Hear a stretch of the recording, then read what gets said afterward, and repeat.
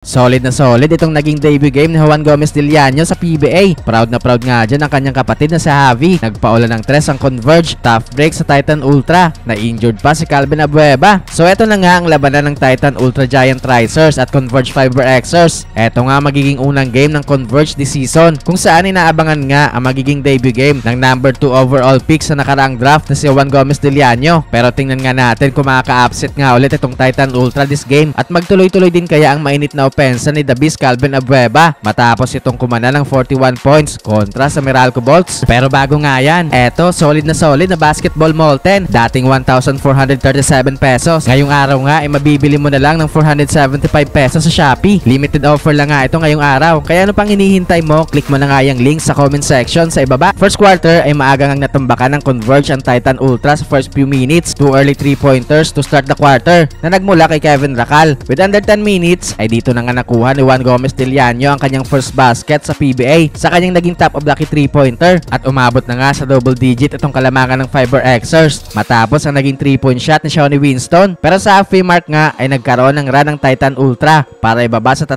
puntos ang kanilang hinahabol na kalamangan, pero hindi nga nila na-maintain ang run na yan, kung saan umarangkada nga ulit ang opensa ng Converge sa late minutes. Nakuha na din nga ni JDL itong kanyang ikalawang field goal sa kanyang naging driving layup. Proud na proud nga dyan ang kanyang kapatid na si Javi na nanonood sa crowd. Tough break pa sa Titan Ultra matapos ma-injured si Calvin Abueva. Napaupo na lang nga si Calvin sa sideline at hirap nga maglakad si The Beast habang papunta sa kanilang bench. Lamang nga ng 9 points ang Converge after ng first frame sa score na 29-20. Second quarter ay patuloy nga pag-control sa game na ito ng Converge. Tuloy din nga itong mainit na shooting sa labas ni Kevin Racal na nagkaroon ulit ng dalawang sunod na 3-pointers. Naging dominante naman nga sa ilalim itong si Justin Arana. Lumolobo na nga ulit itong kalamangan ng Converge entering the halfway mark. Another 3-pointer para kay Juan Gomez Diliano. Nakaka 10 points na nga so far itong rookie ng Converge at umabot na din nga sa 20 points itong kalamangan ng Fiber Xers sa 7-minute mark. Na-maintain nga ng Converge ang kanilang malaking kalamangan all throughout the quarter. Kaya naman magtatapos nga ang first half. Natambak ang Titan Ultra sa score na 60-41. Third quarter ay nagkaroon nga ng i-match needed start itong Titan Ultra offensively sa early minutes. Step up na nga dyan sa kanila si Monzon para pangunahan ang kanilang 7-0 run. But again, hindi nga nakapitalize siya ng Titan Ultra. Agad ngang sumagot ng sariling run itong Converge na pinangunahan ni Ray Suerte. Hindi nga nagtagal ay balik nga sa 20 points itong kalamangan ng Fiber Xers. Another 3-point field goal para kay JDL with under 7 minutes. Wala ngang sagot defensively itong Titan Ultra sa mainit na opensa ng Converge. Take over na din nga si Shawnee Winston offensively sa late minutes, kung saan umabot na nga sa 29